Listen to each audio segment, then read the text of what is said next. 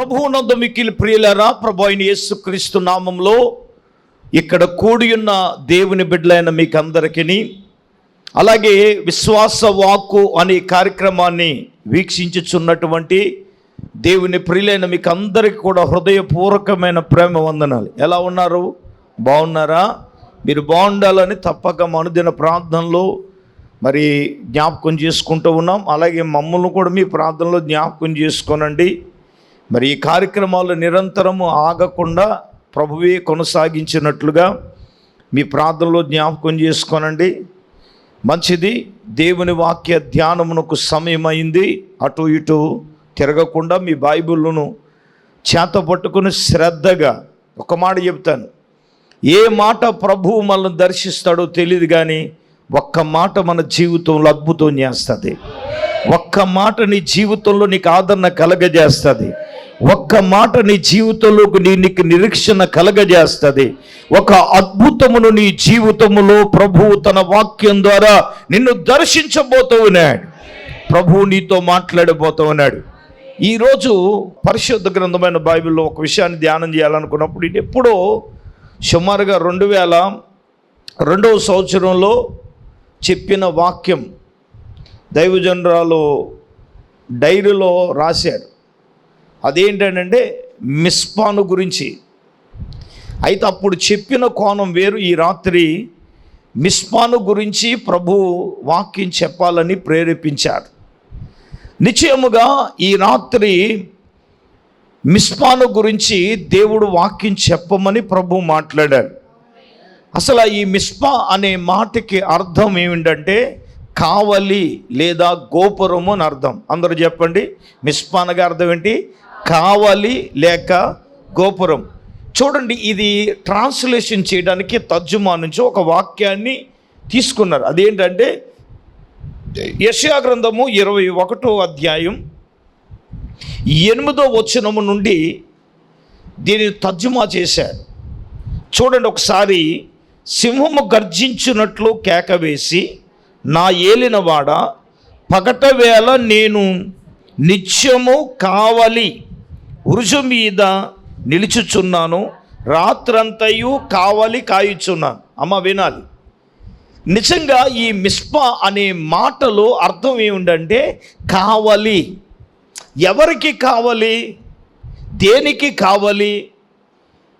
ఈ రాత్రి మిస్పాలో ఉన్నటువంటి 7 అంటే చాలా అనుభవాలు ఉన్నాయి, కానీ మనం 7 అనుభవాలు ఈ రాత్రి మనం ధ్యానించబోతున్నాం.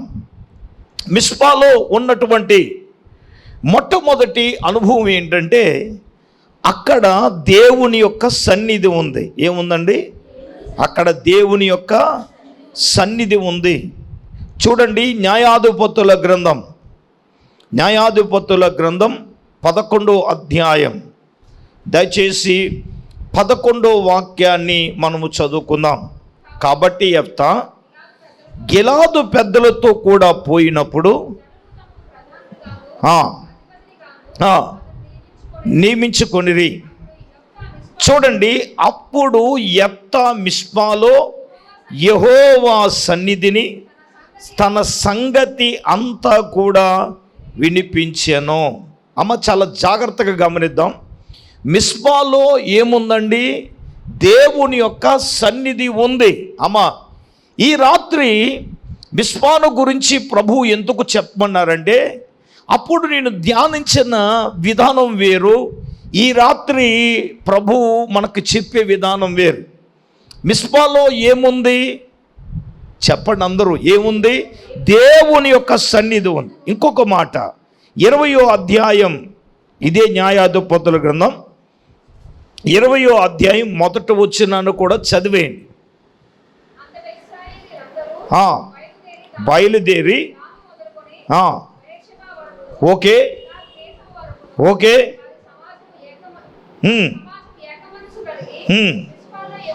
చూడండి, గిలాదు దేశం వరకు వారి సమాజం అంట ఏక మనస్సు కలిగి మిస్పాలో యెహోవా సన్నిధిని కూడుకున్నారు. అమ్మ గమనించాలి. ఇంకా నేను ఎందుకు ఇన్ని వాక్యాలు చూపిస్తున్నాను అంటే, ఇదే న్యాయాధిపతుల గ్రంథం 10వ అధ్యాయము 17వ వాక్యాన్ని కూడా మనం చూసినప్పుడు, అప్పుడు అమోనీలు కూడుకుని గిలాదులో దిగి ఉండిరి, ఇశ్రాయేలీలు కూడుకుని మిస్పాలో దిగి ఉన్నారు. అమ్మా, మిస్పాలో ఏముందయ్యా అంటే దేవుని యొక్క సన్నిధి, లేకపోతే యెహోవా యొక్క సన్నిధి ఉంది. ఇశ్రాయేలీల ప్రజలు మిస్పాకి ఎందుకు వచ్చేవారయ్యా అంటే అక్కడ ఏముందండి? దేవుని సన్నిధి ఉంది. వాళ్ళు దేవుని సన్నిధికి ఎందుకు వెళ్ళారు? గమనించండి, మనకు బాధలు వచ్చే, మన కష్టాలు వస్తే మనం ఎక్కడికి వెళతాం? మన కష్టాలలో ఎక్కడికి వెళతాం? మన వ్యాధులలో ఎక్కడికి వెళతాం? మనకు బాధ వచ్చినప్పుడు ఎక్కడికి వెళతాం? తండ్రి, ఎవడు దేవుని సన్నిధికే కదా మనం వెళ్ళేది. ఒకవేళ వాళ్ళ శత్రువులు వారి మీద యుద్ధం చేయడానికి వచ్చిన, శత్రువు వాడి మీద అటాక్ చేసిన, ఏమండి వీళ్ళు ఎక్కడికి వెళ్ళేవారంటే మిస్పాలో ఉన్నటువంటి యెహోవా సన్నిధికి వెళ్ళారు. దేవునికి స్తోత్రం కలుగునుగాక. నా ప్రియమైన దేవుని బిడ్డలారా, ఈ రాత్రికాల సమయంలో మనము దేవుని సన్నిధికి మనం ఎందుకు వెళ్ళాలి? ఎక్కడికి వారు ఎక్కడ ఉన్నా, ఏమండి గిలాదులో ఉన్న పెద్దలైనా, జనులైనా, ప్రధానులైనా, అధిపతులైనా వారందరూ కూడా, ఏమండి అప్పుడు యెఫ్తా ఇశ్రాయేలీలకు న్యాయాధిపతిగా ఉన్నాడు కదా. ఏమండి న్యాయాధిపతిగా ఉన్నటువంటి యెఫ్తా, ఏమండి మిస్పాలో యెహోవా సన్నిధిని తన సంగతంతయు వినిపించుచున్నాడు. ఎవరికి వినిపించుచున్నాడు? దేవునికి వినిపించడానికి. ఏమండి న్యాయాధిపతులైన వారే దేవుని సన్నిధికి వెళితే, అధికారులైన వారే దేవుని సన్నిధికి వెళితే, సామాన్యులమైన మనము ఏమండి దేవుని సన్నిధికి రావాలా అక్కర్లేదా? రావాలి కదా. ఎవరి కోసం వస్తున్నావు? పాస్టర్ గారి కొరకు వస్తున్నారా? పాస్టమ్మ గారి కొరకు వస్తున్నారా? లేకపోతే ఎవరి కొరకు వస్తున్నాం? మనం దేవుని సన్నిధికి ఎక్కడికి వెళ్ళాలి? మన బాధలు దేవుని చెప్పడానికి మనం వెళ్ళాలి. దేవుని సన్నిధిలో దేవుని ముఖ దర్శనము చూడడానికి వెళ్ళాలి. దేవుని సన్నిధిలో దేవుని ముఖ దర్శనాన్ని మనం చూడాలి. నా ప్రియమైన దేవుని సంగమా, దేవుని బిడ్డలారా, మిస్పాలో దేవుని యొక్క సన్నిధి ఉంది. అర్థమవుతుందా? ఇప్పుడు ఆయన సన్నిధికి ఇప్పుడు ఇశ్రాయేలీలందరూ కూడుకుని 10-17 మనం చదవం కదా, ఇశ్రాయేలీలందరూ కూడుకుని ఎక్కడున్నారట? మిస్పాలో ఉన్నారు. మనము ఆయా స్థలాల్లో ఉన్నప్పటికీ కూడా ఎక్కడికి రావాలి అంటే కూడుకోవటానికి దేవుని యొక్క సన్నిధికి మనము ఖచ్చితంగా రావలసిన వారమై ఉన్నాం. ఆమేన్. అందుకే దావీదు అంటాడు, నేను ప్రభు సన్నిధిని వెతుకుతున్నాను అన్నాడు. ఎవరిని మనం వెతకాలయ్యా అంటే దేవుని సన్నిధిని మనం వెతకాలి. దేవుని సన్నిధికి వెళ్ళే అనుభవం. నేను ఇంకో మాట చెప్పాలనుకుంటున్నాను. దేవుని సన్నిధిలో ఎంత సమయం నువ్వు గడుపుతావో అంతలాగా దేవుని దగ్గర నుంచి ఉన్నత అనుభవాలు మనం పొందుకోగలం. ఆమేన్. నేను అంటాను, దేవుని సన్నిధిలో నువ్వు ఉంటే నువ్వు అభిషేకాన్ని పొందుకుంటావు. దేవుని సన్నిధిలో నువ్వు ఉండగలిగినట్లయితే ఆత్మీయ వరాలను పొందుకోగలవు. దేవుని సన్నిధిలో నువ్వు ఉండగలిగితే కృపా వరాలు పొందుకున్నావు. ఆమేన్. ఈ ఎక్కడొస్తాయో తెలుసా?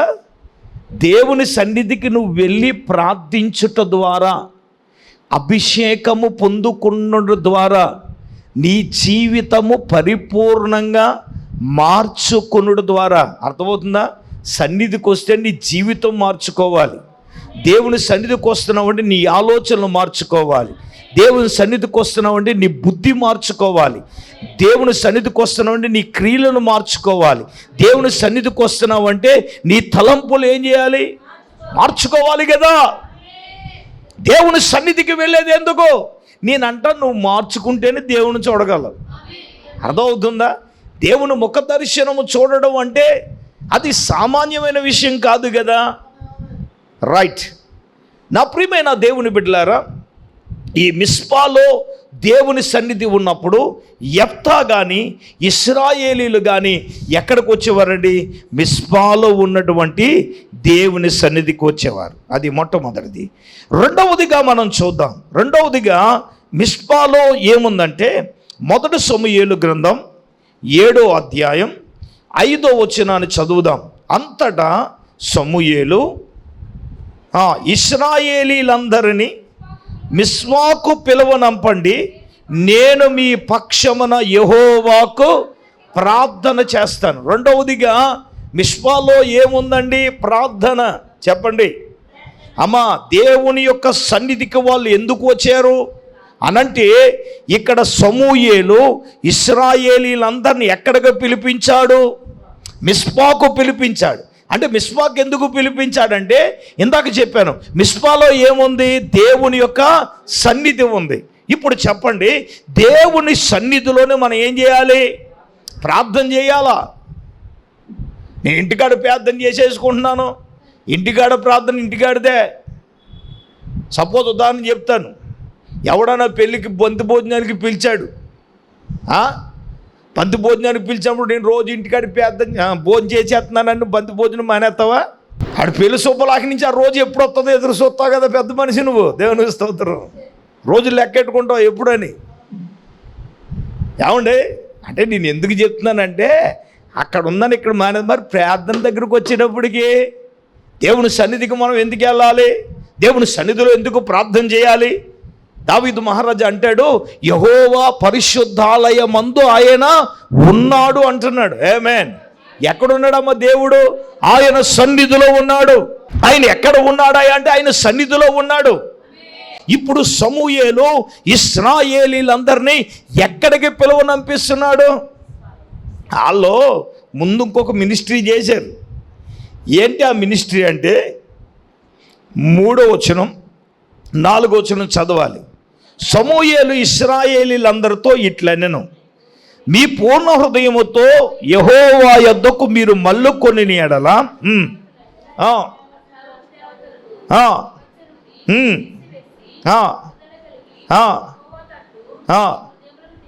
ఓకే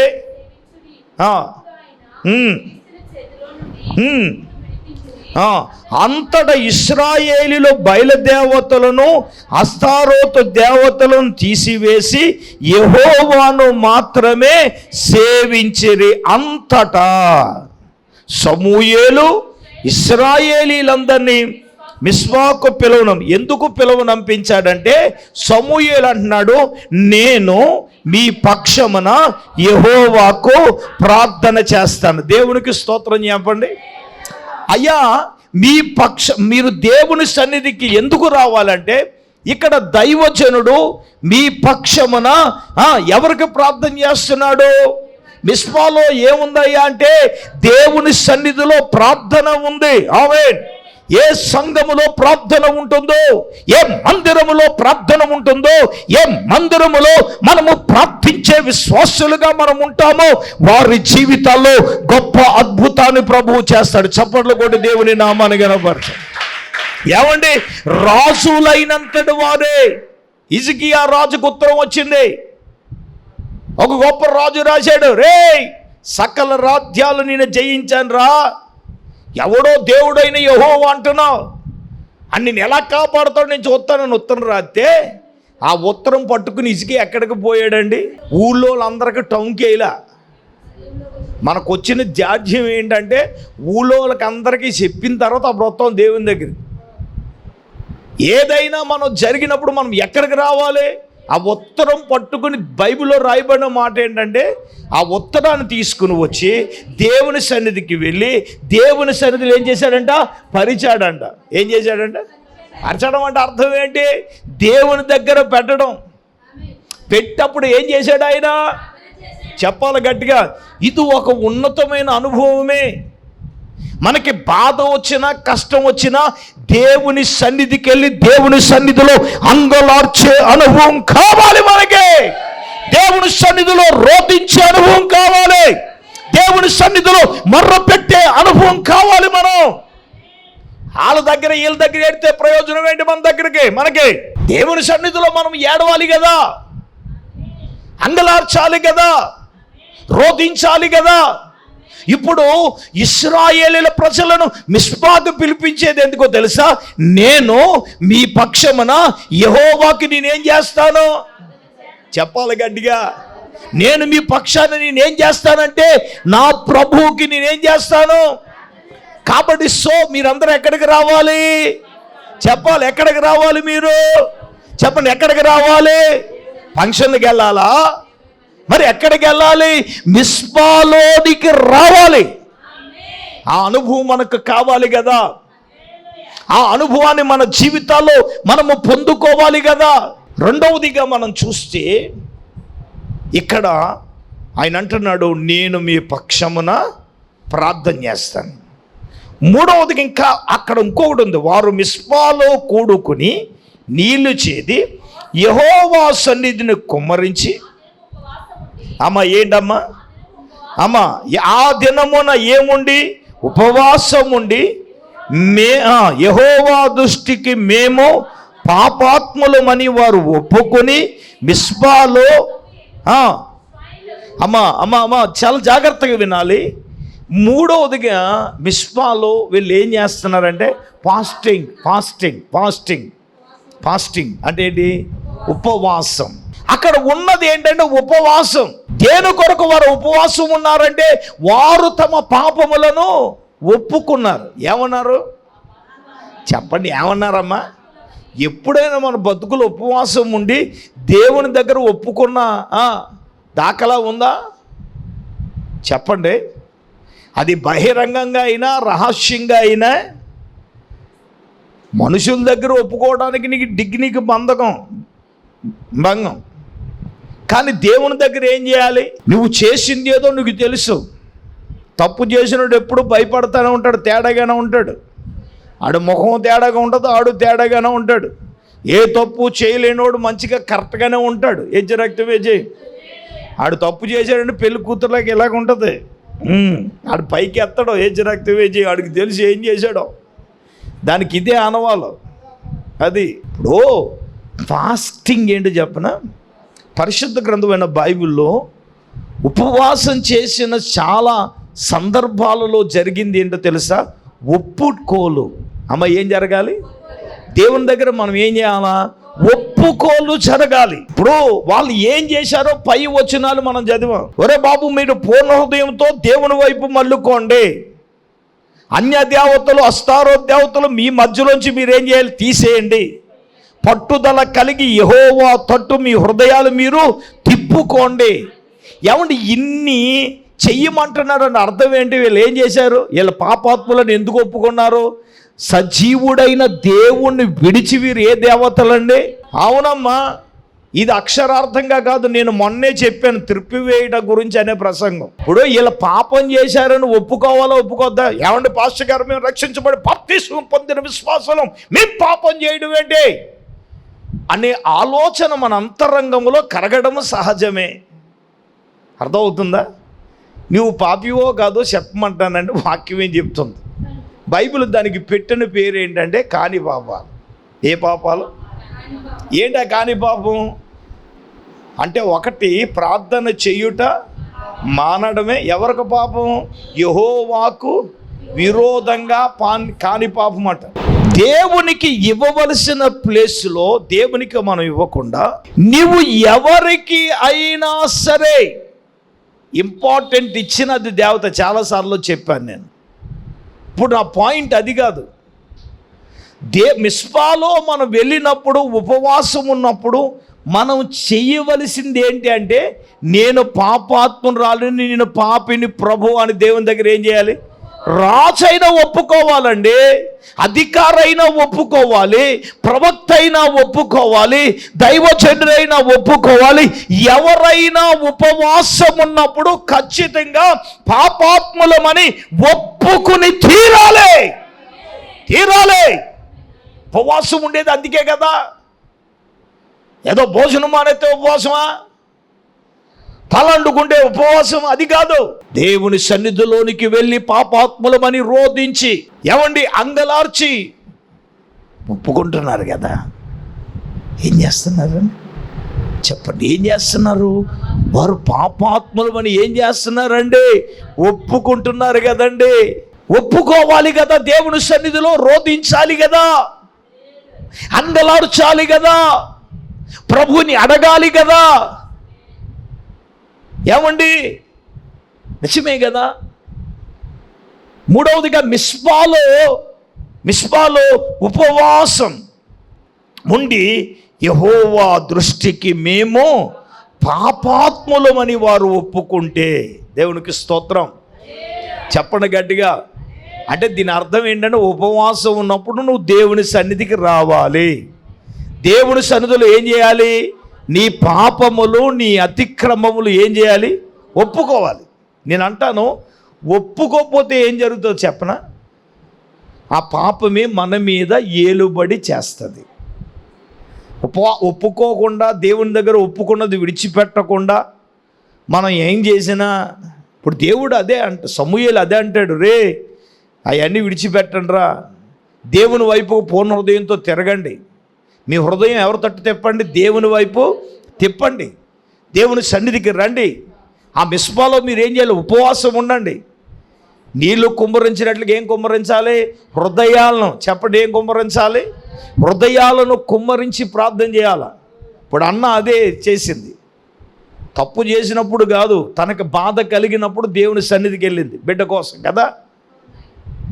ఏం చేసిందంటే, దేవుని సన్నిధిలో హృదయాన్ని కుమ్మరించి, ఆత్మను కుమ్మరించి ప్రార్థన చేస్తే దైవజనుడు అనుకున్నాడు, ఈమె మద్యమైన, అయ్యా నీ దాసనలైనను చూడయ్యా, నేను మద్యమునైనను ద్రాక్షారసమైనను తాగలేదు కానీ నేను యెహోవా సన్నిధిలో నా హృదయాన్ని, ఎప్పుడైనా మన హృదయాన్ని కుమ్మరించి ప్రార్థన చేసిన, ఉపవాసం ఉండిన మన జీవితాల్లో అటువంటి అనుభవం ఉందా? దేవుని సన్నిధికి వెళ్ళి ఉపవాసం ఉన్నప్పుడు అటువంటి ప్రాక్టికల్గా హృదయాన్ని కుమ్మరించి ఏడ్చిన అనుభవాలు నాకు కొంతమంది తెలుసు. అలాగ కన్నీళ్ళు కార్చి చేశాను వాళ్ళు. కొంతమంది ఏదో నామహాక వచ్చేసి మొక్కుబడిగా వెళ్ళిపోవటం తప్ప ప్రాక్టికల్గా దేవుని దగ్గర రోధించి కన్నీరు కార్చి అంగలార్చే ఉన్నతమైన అనుభవం ఆయన బిడ్డలమైన మనకి ఖచ్చితంగా కావాలి. హల్లెలూయా. నిజమే. ఒకటి, మిస్పాలో దేవుని సన్నిధి ఉంది. 2, మిస్పాలో ప్రార్థన ఉంది. 3, మిస్పాలో ఉపవాసం ఉంది. 4వదిగా మనం చూద్దాం, మిస్పాలో ఏముందో చెప్పనా? సమాధానం ఉంది. చూడండి, ఆదికాండ గ్రంథములో చూడండి 31వ అధ్యాయం మనం చూసినప్పుడు ఈ స్టోరీ మనకు తెలుసు. యాకోబు గారి స్టోరీ ఏంటంటే మనకు తెలుసు. అన్నగారిని మోసం చేసి తన మామయ్య అయిన లాబాన్ దగ్గరికి వెళ్ళాడు. అమ్మే పంపించింది. అన్నగారిని ఈడు మోసం చేస్తే ముసుకేసి మాంగారు ఆయన మోసం చేశాడు. ఎవరినే? యాకోబు గారిని. రాహేలు చూశాడు, ప్రేమింతే మామయ్య అంటే, కాదు నువ్వు 7 సంవత్సరాలు కొలువు చేయన్నాడు. పాపం 7 సంవత్సరాలు కొలువు అయిపోయిన తర్వాత యాకోబు గారు మాంగారి దగ్గరికి వెళ్ళాడు. మామయ్య అయిపోయింది మాయ అంట. ఇంకేంట్రా చేస్తానని చెప్పి ఒప్ప ఉంటుంది, ముసుకేసుకున్న ముసుగులోనే రాహేలును మానేసి పెద్ద కుమార్తె అయిన ఈ స్టోరీ అంతా మనకు తెలుసు. అర్థమవుతుందా? అదంతా అయిపోయిన తర్వాత వీడు పెళ్ళి అయిపోయిన తర్వాత పాపం అన్నీ చూసుకుంటే ఇక ప్రయోజనం ఏంటి చెప్పండి అమ్మా? ఇంకా గుడిదైనా నడిదైనా ఇంక అయిపోయిన తర్వాత ఆయన ఒకటి సింపుల్గా ఒక మాట అన్నాడు, పెద్దదాని ఉండగా చిన్నదానిని చేయటం మా దేశ మర్యాద కాదనేటప్పటికి అరెస్ట్ అయిపోయాడు. రక్తం ఏజయ్. అంతే కదా మరి. చేసుకోముందు ఉండాలి, చేసుకున్న తర్వాత అయ్యి బాబు అలాగని ఆలోచిస్తే ఏంటి? అందుకే అడుగుతారు. నన్ను కనుక మధ్యవర్తికి ఏమైనా పెడతారు, నువ్వు సరిగ్గా చూడు, మరి కట్నం చూడక అమ్మాయిని చూడు, నువ్వు రక్తం ఏజయ్. అది మరి కొంతమందికి అదే కనపడుతుంది, అమ్మాయి ఎలాగున్నా కనపడదు. పెళ్ళి అయిన తర్వాత అన్నీ అయిపోయిన తర్వాత అప్పుడు అమ్మాయి కనపడుతుంది అందంగా లేదని. అక్కడి నుంచి గొడవలు స్టార్ట్ అవుతాయి, ఇబ్బందులు ఎదురవుతాయి. నిజమండి, ప్రాక్టికల్గా చాలా. అందుకే అంటాం, ముందు మనం చూసుకోవాలి ఖచ్చితంగా. వాస్తవంగా సరే వెళ్ళాడు మాంగారు, మోసం చేసిన ఏం తప్పదు కదా. మళ్ళీ ఇంకొక 7 ఏళ్ళు అంటే 14 ఏళ్ళు కొలువు చేసిన తర్వాత రాహేలు మరి సంతానం దాసీలు అబ్బాయి ఇంకిడికి సంపద వచ్చిన తర్వాత మాంగారుతానాడు అబ్బాయి ఇంక కుదరదు, నా జీతం నాకు ఇచ్చే, నేను నా దేశానికి నేను వెళ్ళిపోతానని చెప్పినప్పుడు తెలుసు, ఇచ్చాడు, ముందు మర్యాదగానే పంపించాడు. ఈ సందర్భాలు, ఈ స్టోరీ అంతా మనకు తెలిసిన విషయమే. ఇప్పుడు మనం చూద్దాం దేవుని వాక్యంలో నుంచి. ఏమండి, ఆదికాండ గ్రంథం 31వ అధ్యాయం, దయచేసి మనం 48వ వచనాన్ని చదువుదాం. లాబాను, నేడు ఈ కుప్ప నాకును నీకును మధ్యన సాక్షిగా ఉండనని చెప్పి, కాబట్టి దానికి గలేదను పేరు పెట్టాను. మరియు మనము ఒకరికొకరు దూరంగా ఉండినను యెహోవా నాకును నీకు మధ్యన జరిగినదంతా కనిపెట్టినని చెప్పిన గనుక దానికి ఏమని పేరు పెట్టాడంటే మిస్పా. దేవునికి స్తోత్రం కలుగునుగా. ఇప్పుడు లాబానుకి యాకోబుకి మధ్యలో జరిగినది ఏమండి అంటే, దీన్ని ఏమంటానంటే, వాడు పంపించాడు కానీ అక్కడ చాలా స్టోరీ జరిగింది. అయితే ఇక్కడ వారి ఇద్దరి మధ్యలో ఏం జరిగిందో తెలుసా? సమాధానం జరిగింది. దేవునికి స్తోత్రం. అర్థమవుతుందా? అందుకే దేవుడే, యెహోవాయే నాకును నీకును మధ్యన జరిగింది కనిపెట్టనని చెప్పిన కనుక దానికి ఏమని పేరు పెట్టాడో మిస్పా అను పేరు పెట్టాడు. చాలా జాగ్రత్తగా నేనేమంటానంటే, లాబానుని యాకోబు అను వారిని సంధి చేసింది ఈ స్థలం. అంటే ఈ మిస్పా ఏం చేసింది తెలుసా? సమాధానపరిచింది. నేనంటాను, ఇప్పుడు లోకంలో సమాధానం లేకుండా మనం వస్తే, ఇప్పుడు ప్రభు అయిన యేసు క్రీస్తుతో సమాధానపరిచే స్థలమే మిస్పా. అర్థమవుతుందా? ఇది ఎబ్బేకు నదికి ఉత్తరంగాను యోర్దానికి తూర్పుగా ఉందట.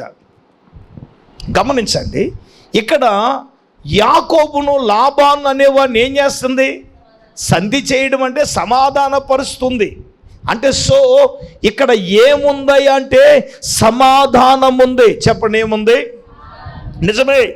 సమాధానము లేని మన జీవితాలలో, కుటుంబాలలో సమాధానం ఉందంటే లేదుగా. వ్యాపారాల్లో సమాధానం ఉందంటే సమాధానము లేదు కదా. నేను ఎప్పుడు చెప్తాను, సమాధానం లేకపోవడానికి రెండు రీజన్లు. ఒకటి, పాపం ఉంటే సమాధానం ఉండదు. 2, రోగం ఉంటే సమాధానం ఉండదు. చెప్పండి ఏంటి? పాపం ఉంటే సమాధానం ఉండదు.